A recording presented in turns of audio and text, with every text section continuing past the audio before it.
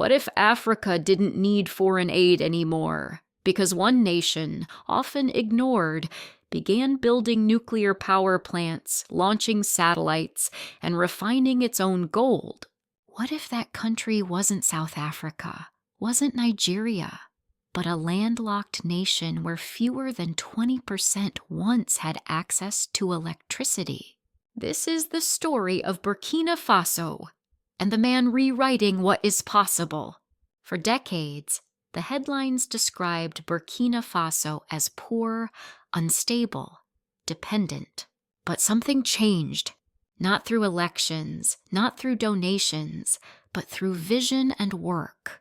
In just 3 years, under the leadership of Captain Ibrahim Traoré, the country has launched 10 massive development projects: Africa's first domestically led nuclear power deal, West Africa's largest gold refinery, a 50,000-kilometer road network built entirely by local hands, its own electric car, its own space program, and a memorial complex to honor the revolutionary spirit that started it all. This isn't charity.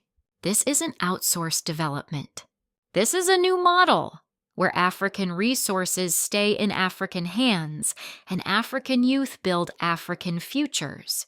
Every piece of this story is designed to work together. Energy powers industry, roads connect factories to markets, hospitals train African doctors, satellites support agriculture and disaster response. And here's what we want to know from you. Which of these 10 mega projects do you think will have the greatest impact on Africa's future? Drop your answer in the comments. And if you believe African development should be led by Africans, subscribe and follow us for more real stories like this. Let's begin. There was a time when electricity in Burkina Faso was a luxury. A flickering bulb in the city, silence in the villages. Only 21% of the population had reliable access. Hospitals rationed power. Factories were dreams, not reality. Children studied by candlelight, if they studied at all. Foreign donors offered temporary fixes. The West sold diesel generators. No one imagined nuclear energy in the Sahel. Until now. On June 21st, 2025, the impossible happened. Captain Ibrahim Traoré signed a historic nuclear partnership with Russia, launching Africa's first indigenous nuclear power plant. Not imported, not foreign managed, but built with full technology transfer, training local engineers, empowering domestic control, a 5-year timeline, a full energy transition, and a national agency to oversee every step. It wasn't just a deal. It was a declaration: Burkina Faso will no longer beg for energy. We will generate it. We will own it. But the vision began earlier, on August 25th, 2024, when Traoré established the Burkina Bay Atomic Energy Agency, a move ridiculed by foreign analysts, ignored by global media. Too poor, they whispered. Too unstable. But Traoré saw something else: potential. He laid the legal groundwork, drafted national policy, mobilized scientists. He didn't build headlines. He built institutions. And now the plant isn't just on paper. It's under development. In partnership with Rosatom, Russia's nuclear leader, Burkina Faso is training its own atomic experts, launching regional cooperation with Mali and Niger, and forming what many are calling the Sahelian Energy Confederation. Once built, this plant will not only power homes, it will drive industrial factories, cold chains for agriculture, electric transportation, and digital infrastructure. Here's what makes this historic. Burkina Faso is building the first African-controlled nuclear program, not under French oversight, not via American corporations, but sovereign, independent, and in the heart of the continent. Let that settle. A landlocked country where 20 years ago people thought electricity was a gift from NGOs is now creating enough energy to power a future. And it's not alone. With this plant, the Alliance of Sahel states can break free from energy dependency. No more overpriced imports. No more rolling blackouts. Instead, reliable, clean, domestically controlled power. This isn't just electricity. This is power in every sense of the word. Critics say Traoré is just a soldier, but vision doesn't require suits. It requires courage. It requires doing what others mock, until the results speak. And now, they are speaking loudly. So what does this mean for the continent? If Burkina Faso, with limited funds, constant sanctions, and little international backing, can build a nuclear future, what's stopping resource-rich nations like Nigeria or Congo? Why wait for Western consultants to deliver half-built solutions? Why not train our own physicists, manage our own grids, and light up our villages from within? This nuclear project is more than energy.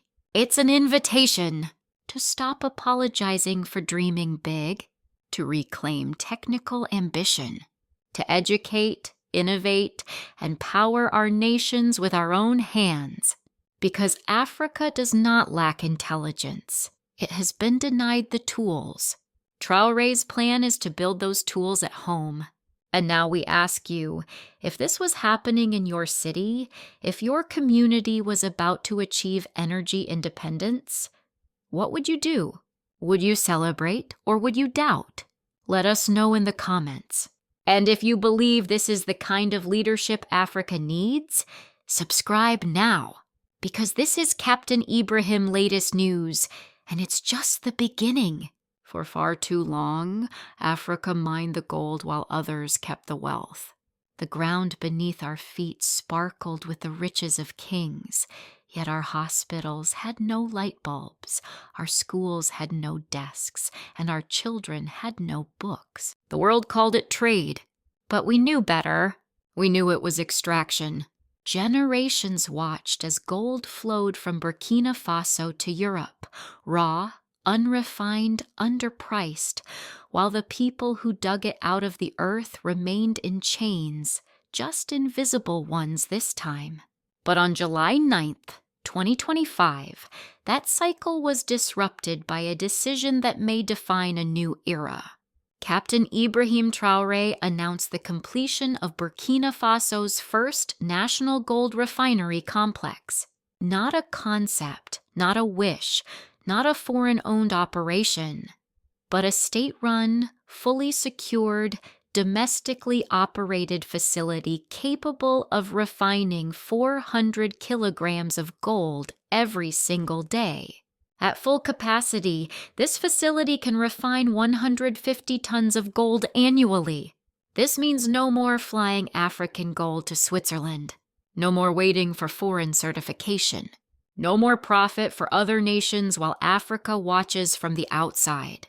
The refinery is designed to process, certify, package, and export gold under Burkina Faso's name. Not France's, not Dubai's. Our name, our brand, our rules. The impact is monumental. Economically, it keeps billions in gold value within Burkina Faso, injecting resources directly into national development. Politically, it asserts independence.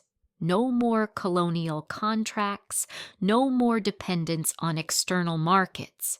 And socially, it creates jobs. Over 100 direct positions and more than 5,000 indirect jobs tied to the refinery's operations, logistics, and security. This is a gold sovereignty project in every sense of the word. But Traoré didn't just build a refinery. He built a symbol of resistance. The facility sits just outside Ouagadougou in a designated high-priority zone. It is protected day and night by a specialized anti-sabotage task force. The entire area is monitored with 24-hour surveillance, layered fencing, and restricted access. This is not paranoia, it is precaution. Because gold is not just a mineral, it is a motive. And when African nations begin keeping their wealth, someone, somewhere always tries to stop it. Still, the project moves forward. In 3 structured phases, the refinery was built from the ground up. Civil works and foundations, machinery and technological installation, and finally, recruitment and training of national personnel. The target for full operation is early 2026. Once operational, the state will store its reserves in a national vault, setting the foundation for a future where Burkina Faso, and perhaps the Sahel region, can back its currency with its own gold, negotiate on global markets with leverage, and fund its projects without begging for loans. This is about more than economics. It's about dignity. For generations, our wealth was carried off in the hands of foreign corporations, while African elders told stories of the land's riches without ever holding a coin of its value. Now that changes. Now, the gold will not only come from the land, but will stay to build the land. Schools, roads, power lines, hospitals, all funded by what lies beneath our feet. As Traoré declared, standing in front of the refinery gates, only the wealth of our land should build what will protect that wealth. In that sentence lies a revolution. This project also sends a message to other African nations. Gold does not need to leave in the dark. It can shine right here on African soil. With investment, vision, and protection, we can do what others say we cannot. We can certify, we can package, we can export, and we can reinvest. Now ask yourself, if every African country processed its own gold, who would control the global price? Who would set the value of African labor? What if, for once, we determined our worth, not by permission, but by production? Leave your answer in the comments. Tell us what gold sovereignty means to you. And if you believe that African wealth belongs to African hands, don't just scroll, subscribe. Share this video with someone who still thinks development must come from outside. This is Burkina Faso latest news, and it's shaking the foundations of global economics. Before there is a tower, there must be a brick. Before there is a nation, there must be a road. And before a people can walk with pride, they must first be able to walk without dust swallowing their every step. Burkina Faso, for decades, was a nation of untapped strength held back by broken roads and concrete dependency. To build anything, it had to import cement. To transport goods, it relied on crumbling paths, most of them unpaved and disconnected. Foreign contractors took contracts, dug half a foundation, and left with full payment. What they called development was delay. What they labeled infrastructure was debt. Captain Ibrahim Traoré saw it clearly and chose a different path. On March 20th, 2025, the dusty central region of Burkina Faso saw something new rise from the ground. A fully operational cement factory in Liongo Plateau. Built in partnership with Chinese engineers, the Ticino cement plant marked a turning point. It wasn't just about materials, it was about self-reliance. With a daily production capacity of 2,000 metric tons and an annual target of 750,000 tons, the factory ended a legacy of dependence. No longer would Burkina Faso need to buy what it could now produce. No longer would infrastructure wait on foreign shipments. The investment, 26 billion West African francs, equivalent to 42.9 million US, ensured modern machinery, skilled jobs, and expansion options up to 75 billion francs. It created 110 permanent jobs, 300 seasonal positions, and laid the foundation, literally, for the next generation of construction. But cement without roads is like breath without lungs. So Traoré didn't stop there.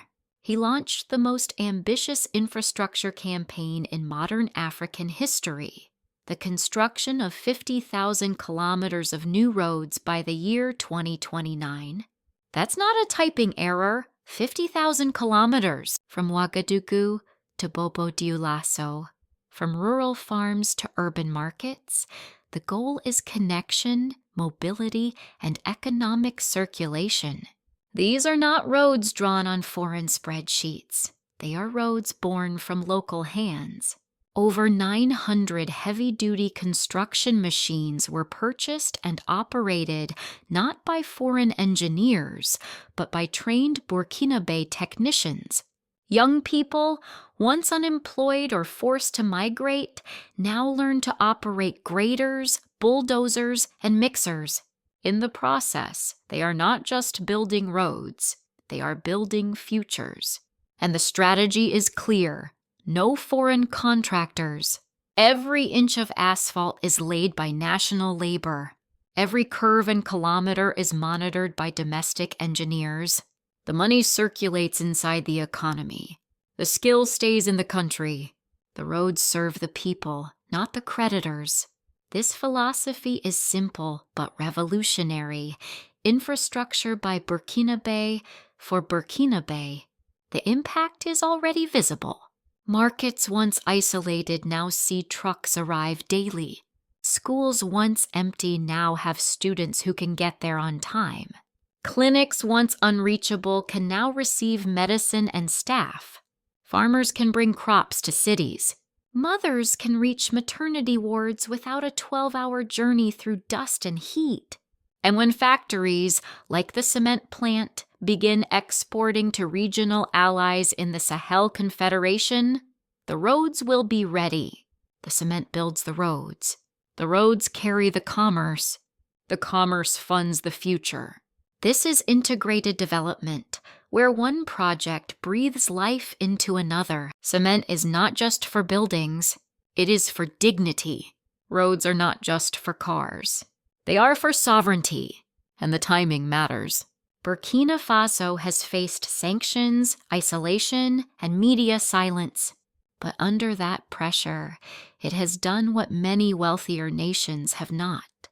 Built with intention, with vision, and with local power. This is not infrastructure for photos. It is infrastructure for permanence. Some will ask, how can a nation with limited funds afford such a massive endeavor? The answer lies not in charity, but in choices. Traoré chose to invest in machinery, not consultants. He chose to train local workers instead of importing labor. He chose long-term benefits over short-term applause. And you, watching from across the ocean, from a city built with African hands long ago, you must ask yourself, what would your ancestors say, seeing roads like these stretch across the Sahel, built by those once colonized, now rising? Tell us below, what matters more, the flag we wave or the roads we build beneath it? And if you believe dignity begins with infrastructure, real, local, lasting, then subscribe now, because the revolution may not be televised, but it's being paved 1 kilometer at a time. A nation without wings cannot fly. A people without health cannot rise.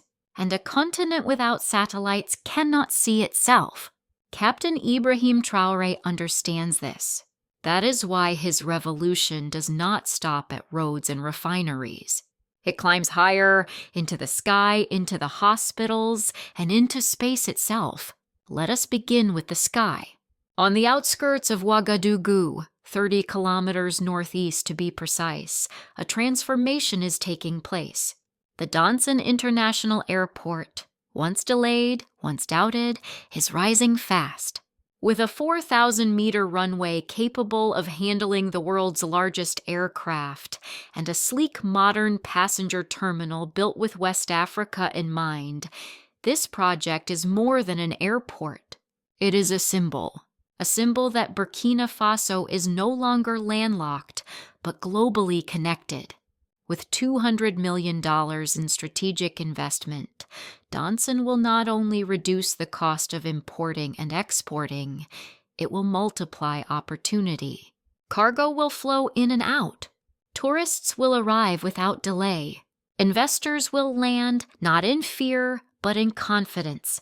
And perhaps most importantly, West African youth will see for themselves their country, once dismissed, now lifts planes from its own soil, bound for Russia, China, and the Middle East, without stopping through Paris.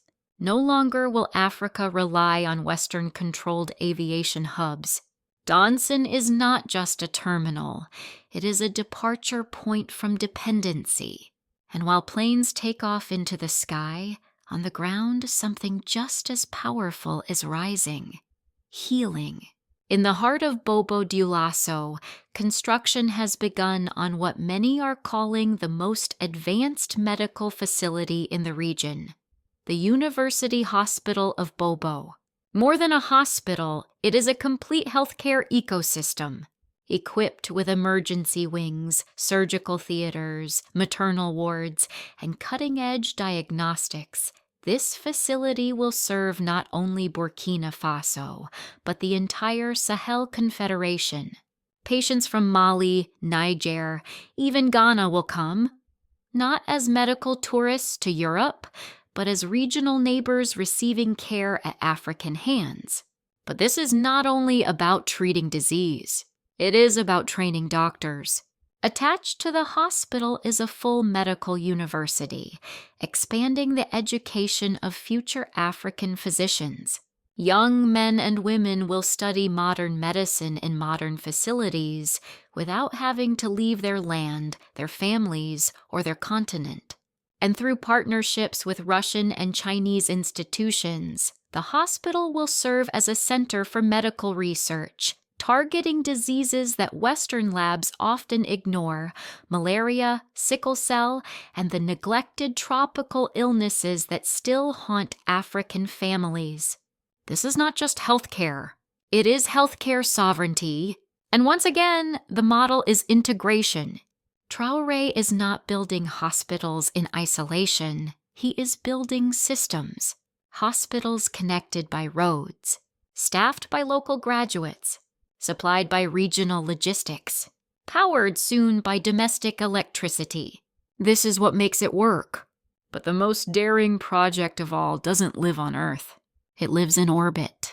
In 2025, Traoré launched Burkina Sat-1, the nation's first satellite program. Developed in collaboration with non-Western space agencies, this satellite serves multiple purposes. It provides real-time agricultural monitoring, allowing farmers to predict rainfall and protect crops. It delivers emergency response coordination, enabling faster action during floods, droughts, or epidemics. It tracks environmental change, giving Burkina Faso and the broader Sahel data they once had to buy from foreign corporations. This is space sovereignty. A future where African nations gather their own data, control their own telecommunications, and build their own scientific destiny. Satellite education tools will now reach rural schools. Internet access will expand. Telemedicine will link hospitals. And research will be conducted not for the benefit of others, but for the benefit of the people beneath the satellite's gaze. Think of what this means. A land once dismissed as underdeveloped is now launching satellites. A country once called aid-dependent is now healing its neighbors. A capital once forgotten is now building international air corridors. And all of this within a few short years, under one vision, connected, deliberate, and proudly African. Ask yourself, how many Western-backed presidents have launched hospitals, airports, and satellites in just 3 years?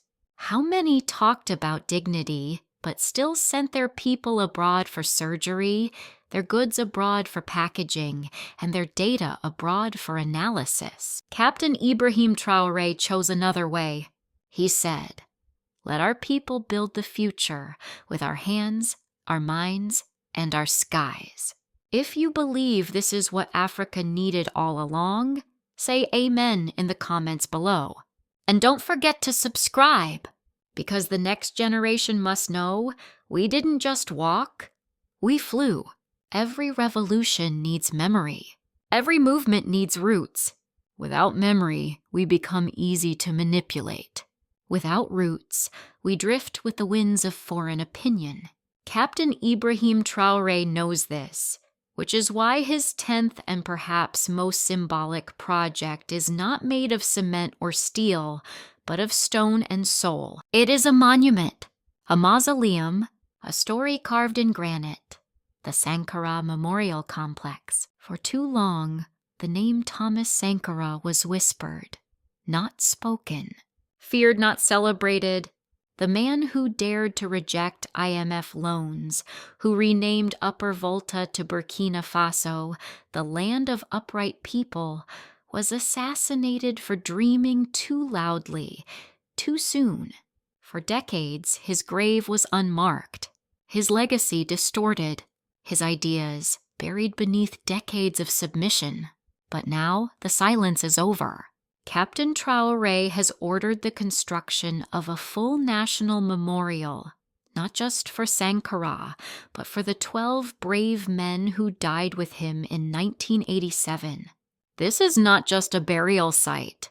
It is a cathedral of African pride. Inside, visitors will find a museum detailing the revolutionary history of Burkina Faso, from colonial resistance to contemporary defiance. They will walk through exhibits honoring Sankara's speeches, his women's liberation policies, his ecological reforms, his Pan-African dreams. But this complex is not just for tourists or historians. It is also an educational center, where young Burkinabe will learn not just what Sankara did, but why it still matters. Where African children will read their own history in their own land, from voices that look and sound like their own. Where the phrase self-reliance is not just a slogan, but a syllabus. And surrounding the complex is a cultural plaza, where national holidays will be celebrated, where music will rise from the ground like heat, where poems will be read aloud and no one will be arrested for remembering. This is a place of remembrance, resistance, and rebirth. Because here's the truth. Traoré is not trying to replace Sankara. He is continuing him. He is the next chapter in the same book. Where Sankara spoke of building with African hands, Traoré has put shovels in those hands. Where Sankara denounced foreign dependence, Traoré built nuclear power and gold refineries to end it. Where Sankara called for African unity, Traoré has formed the Alliance of Sahel States, not as theory, but as infrastructure. This mausoleum is not an ending. It is a relay baton passed from one generation to the next. It also reminds us of something dangerous. Ideas never die. You can assassinate a man. You can smear his memory, but you cannot kill truth. And now, 40 years later, truth is walking again in military boots, speaking softly but building boldly. That truth is found in roads, hospitals, satellites, and schools. It is found in the voices of elders who remember Sankara, and in the eyes of youth who never knew him, but now salute his dream.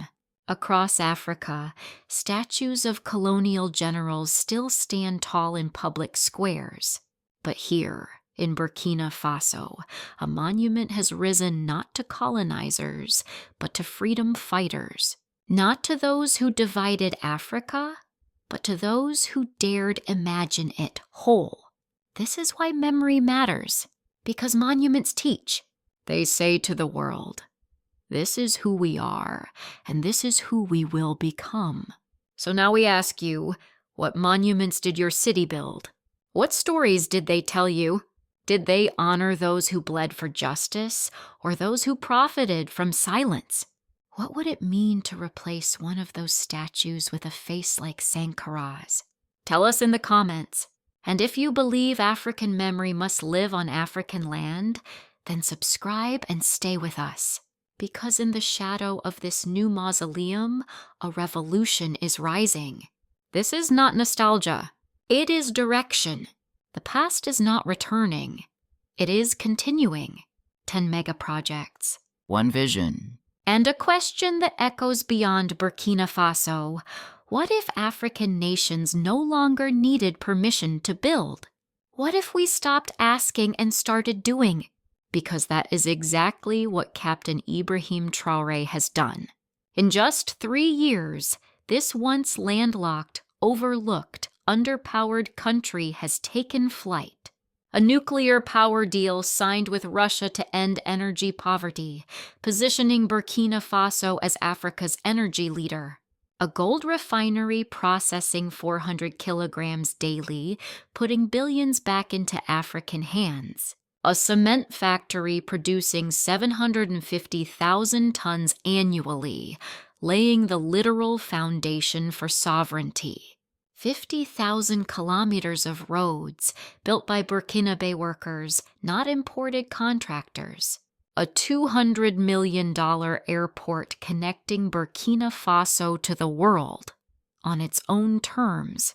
A hospital that heals not just bodies, but dependency. A car factory, Adam, a satellite, a mausoleum. But these are not 10 separate stories. They are one system, woven together by purpose. The nuclear plant powers the factories. The gold funds the roads. The roads connect the schools and hospitals. The hospital trains the doctors. The satellite guides the farmers. The airport moves the exports. The cement builds the homes. The dam delivers the water. The refinery keeps the wealth.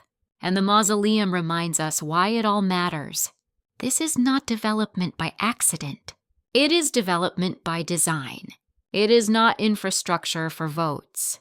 It is infrastructure for victory. Traoré did not campaign on promises. He built solutions with his hands, his people, and his faith in African genius. We've seen countries with oil but no refineries, with gold but no value, with leaders who fly abroad for treatment while their people die in hospitals without light.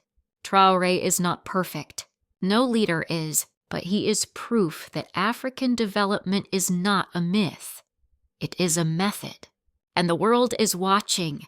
Some with fear, some with silence, but others, like you, watching this now, with hope, with the memory of ancestors who built kingdoms before maps were redrawn, with the strength of a people who survived chains, ships, and stolen names, and still rise. So we ask you, what would happen if other African leaders followed this blueprint? If Congo refined its cobalt? If Mali manufactured its cotton? If Niger controlled its uranium? If Kenya launched its own satellites? If the map of Africa wasn't just redrawn on paper, but in power? This is your moment to speak. Which of Traoré's 10 projects inspired you most? Which would you fight to bring to your country, your city, your community? Leave your answer in the comments. Start the dialogue. Because the old system thrives on silence. But the new Africa? It is a chorus. Type it proudly, Africa Rise. Or if you prefer, Africa New. Because this is more than a news story. It is a blueprint, a call, a beginning. And if this story moved something in your chest, don't scroll past. Like, share, speak. Subscribe, because they hid our history long enough. Let's speak our future out loud. This is Captain Ibrahim latest news. This is Burkina Faso latest news. This is not just what's happening, it's what's possible. Thank you for being here. We'll see you in the next story. the kind they still don't want you to hear.